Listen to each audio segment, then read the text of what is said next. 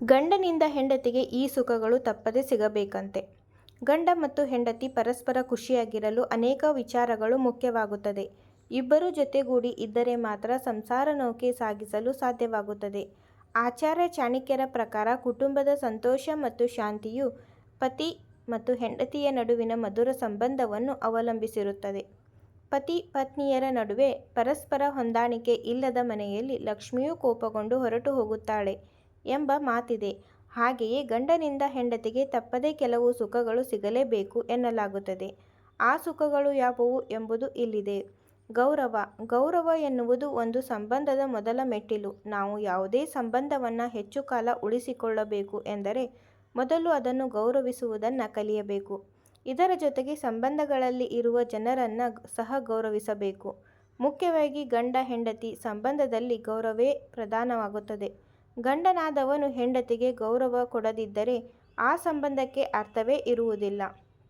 ಇಬ್ಬರ ನಡುವೆ ಇರುವ ಗೌರವ ಪ್ರೀತಿಗೆ ಸಹ ಬುನಾದಿ. ಅಲ್ಲದೆ ಗಂಡ ತನ್ನದೇ ಗೌರವ ಕೊಟ್ಟಾಗ ಹೆಂಡತಿಗೆ ಸಿಗುವ ಸಂತೋಷ ಬಹಳ ಹೆಚ್ಚು ಎನ್ನಬಹುದು.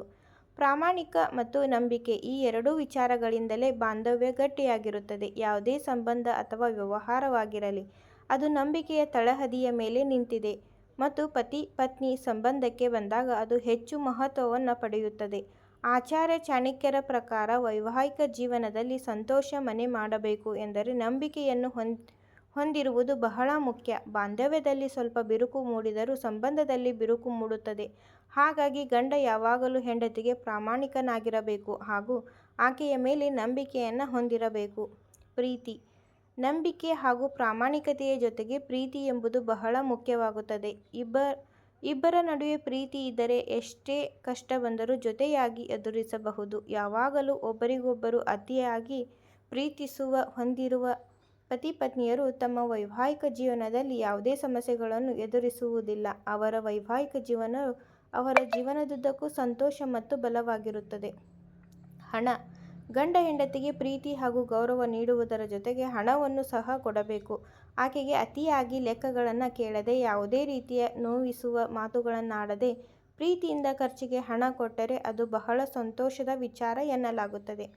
ಕಷ್ಟದಲ್ಲಿ ಕೈ ಜೋಡಿಸಬೇಕು. ಜೀವನದಲ್ಲಿ ಏರಿಳಿತಗಳಿರುತ್ತವೆ.